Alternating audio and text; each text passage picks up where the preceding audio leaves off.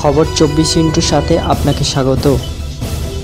নতুন নতুন খবর জানার জন্য আমাদের চ্যানেলে চোখ রাখুন। প্রতিটি ক্লাসরুমে রাখা আছে বোমা, সকাল হলেই হবে একের পর এক বিস্ফোরণ, এমন চিঠি এসেছে কলকাতার একাধিক স্কুলে।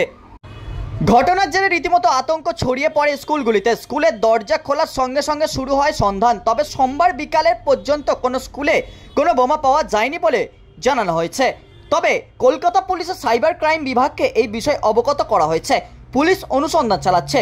কারা এই মেল পাঠালো, কেনই বা পাঠানো হলো তা স্পষ্ট নয়। মেলে রয়েছে দুটি নাম, ডল ও চ্যাং। রবিবার রাত 12টার পর মেল ঢুকতে শুরু করে স্কুলগুলির মেল আইডিতে। সেই মেলে লেখা ছিল প্রত্যেক ক্লাসরুমে বোমা প্ল্যান করা হয়েছে, এক নিমেষে বিস্ফোরণ ঘটানো হবে। যখন সবাই স্কুলে থাকবে তখনই ঘটবে বিস্ফোরণ, রক্তের বন্যায় ভেসে যাবে সবাই। অভিনব ভারতী হাই স্কুল সহ একাধিক স্কুলে এই বোমাতঙ্ক ছড়িয়েছে। অভিনব ভারতী হাই স্কুলের প্রিন্সিপাল শ্রাবণী সামন্ত জানান, ভোর রাত থেকে মেলগুলি আসতে শুরু করে। স্কুলের শ্রেণীকক্ষগুলোয় অনুসন্ধানও চালানো হয়েছে, তবে মেলগুলো ভুয়ো বলেই মনে করছেন তিনি। চন্দ্রমন্ডলের রিপোর্ট, খবর 24/7।